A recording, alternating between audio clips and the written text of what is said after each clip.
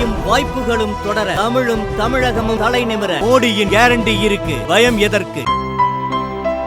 இனிமே கண்ணை மூடிட்டு கடலை எண்ணெய் வாங்கலாம்.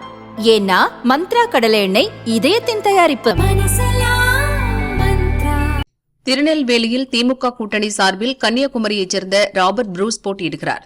கட்சிக்குள்ளேயே அவருக்கு எதிர்ப்பு உள்ளதாலும் கூட்டணி கட்சியான திமுகவினர் ஒத்துழைப்பு இல்லாமல் தடுமாறுவதாலும் களத்தில் புரூஸுக்கு பின்னடைவு ஏற்பட்டுள்ளது.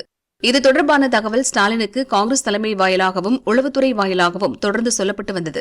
இதையடுத்து களத்தை சாதகமாக திருப்பும் வகையில் பல்வேறு விதமான உத்தரவுகளை கட்சியினருக்கு பிறப்பித்திருக்கிறார் ஸ்டாலின். இதனால் துவக்கத்தில் சுணக்கமாக இருந்த திருநெல்வேலி மாவட்ட திமுகவினர் தற்போது வேட்பாளர் ராபர்ட் புரூஸுக்காக வேகமாக பணியாற்றி வருகின்றனர்.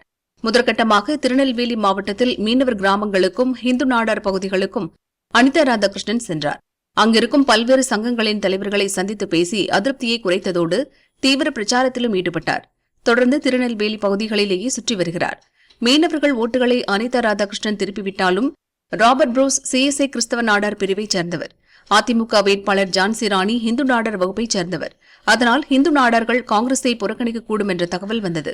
இதையடுத்து அதை சரி செய்யும் வகையில் கனிமொழி திருநெல்வேலியில் களமிறக்கப்பட்டுள்ளார். அவர் முதற்கட்டமாக தட்சிணமாறு நாடார் சங்கத்துக்கு சென்றார். அங்கு பேசிய கனிமொழி, பாரதிய ஜனதா அரசின் ஜிஎஸ்டி வரி விதிப்பின் மூலம் வியாபாரிகள் மற்றும் சிறு குறு தொழில் செய்பவர்கள் மிகுந்த பாதிப்படைந்துள்ளனர். அத்தகைய பாதிப்புகள் இனி சரி செய்யப்படும். சிறு கருத்து வேறுபாடுகளை கடந்து இந்திய கூட்டணியை ஆதரிக்க வேண்டும். பாரதிய ஜனதா இந்துக்களை ஆதரிப்பதாக கூறுகிறது.